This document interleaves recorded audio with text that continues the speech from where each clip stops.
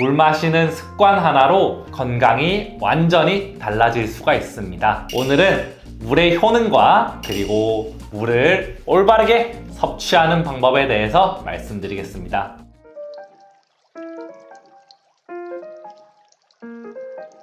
안녕하세요. 한방에 이해가 되도록 핵심만 짚는 한방닥터 이동민입니다. 우리 몸에서 가장 많은 비중을 차지하고 있는 성분이 있습니다. 바로 물인데요. 물은 우리 몸에서 60% 이상을 구성하고 있는 만큼 조금만 없어져도 생명 유지가 어려워집니다. 1에서 2%가 부족하다 보면 심한 갈증을 느끼게 되고요. 5%가 부족하면 혼수 상태에 빠집니다. 실제로 체내 수분의 12%를 잃으면 죽음에 이를 정도로 물을 마시는 것이 중요합니다. 일상에서 아무렇게나 마셨던 물인데요. 물 마시는 습관 하나로 건강이 완전히 달라질 수가 있습니다. 정작 어떻게 마셔야 몸에 무리를 주지 않으면서 먹을 수 있는지 모르시는 분들이 많습니다. 오늘은 물의 효능과 그리고 물을 올바르게 섭취하는 방법에 대해서 말씀드리겠습니다. 물은 우리 몸에서 소화 및 영양분을 공급해주는 역할을 합니다. 침,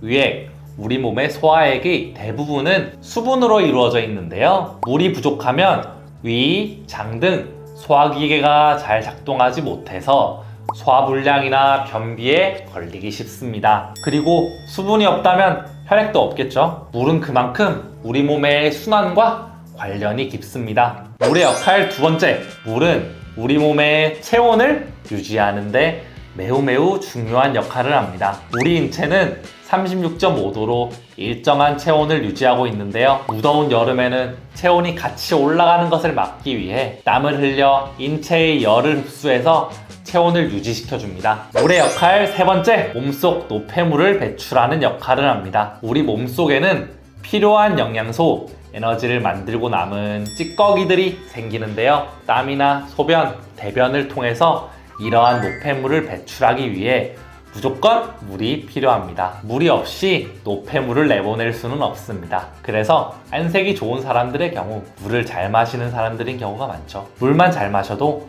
우리 몸의 순환을 바로잡고 노폐물을 원활하게 배출시킬 수가 있다는 겁니다. 그렇다면 이렇게 중요한 물 어떻게 마셔야 될까요? 첫 번째, 조금씩 천천히 자주 마셔야 합니다. 많은 분들이 하루 섭취량의 물을 채우려고 한꺼번에 몰아서 발칵발칵 이렇게 마시는 경우가 있는데요. 한 번에 물을 마실 경우 체내 나트륨의 균형이 깨져서 몸에 이상이 나타날 수 있고 신장에 무리가 가게 됩니다. 옛말에 냉수 먹고 체한다는 말 들어보셨죠? 목마르다고 벌컥벌컥 이렇게 마시다가 신장에 문제가 생기거나 현기증이 나타날 수 있으니 조심하셔야 합니다. 한 번에 한 잔씩 시간을 나누어 틈틈이 마셔주셔야 몸의 부담을 줄일 수 있습니다. 두 번째, 찬물 대신 미지근한 물로 마셔주세요. 특히 아침에 일어나면 차가운 물을 벌컥벌컥 마시는 분들 많으시죠? 갑자기 차가운 물이 몸에 들어오면 우리 몸의 혈관을 수축시키고 신진대사를 약화시키는데요. 갑자기 샤워하는데 찬물이 들어오면 놀라잖아요. 우리 몸속도 찬물이 갑자기 들어오면 놀랄 수밖에 없습니다. 소화가 잘 안 되고 속이 불편할 수 있으니 체온과 비슷한 온도의 미지근한 물을 마셔주는 것이 좋습니다. 세 번째, 식사 중에는 물을 자제하셔야 합니다. 음식이 위에 딱 들어오면 위액이 나오는데요. 일단 물이 많이 들어오게 되면 이 물이 위액을 희석시키고 소화력을 급격하게 떨어뜨리게 됩니다. 식사 중에 답답하다고 물을 너무 많이 먹게 되면 오히려 속이 더부룩해지는 거죠. 네 번째, 일어나자마자 물 한 잔 마셔주세요. 한 500ml 정도 챙겨주시는 게 좋은데요. 수면 중에는 숨 쉬고 땀이 나면서 체내 수분이 많게는 1리터까지 손실됩니다. 그러니 혈액의 점도가 높아져 심근경색과 뇌경색의 위험이 아침에 유독 높습니다. 물을 마셔주시면 혈액을 묽게 해 이런 위험을 감소시키는 효과가 있습니다. 게다가 자는 동안 쌓인 노폐물의 배출과 잠자고 있는 우리 몸의 신진대사를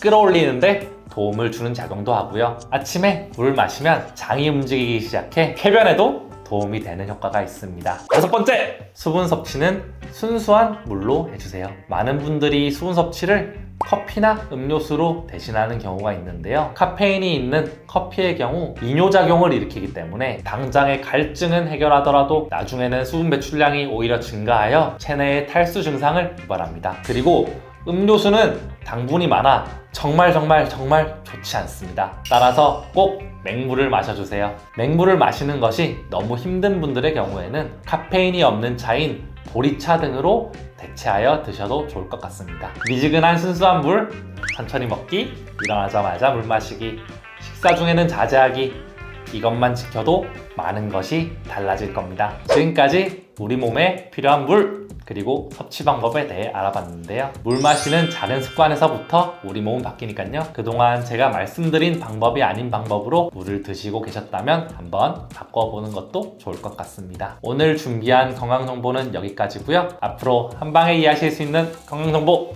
더 열심히 가져와 보도록 하겠습니다. 오늘 영상이 도움이 되셨다면 구독, 좋아요, 그리고 알림 설정까지 눌러주시는 거 잊지 마세요. 다음 시간에도 좋은 내용으로 찾아오겠습니다. 감사합니다.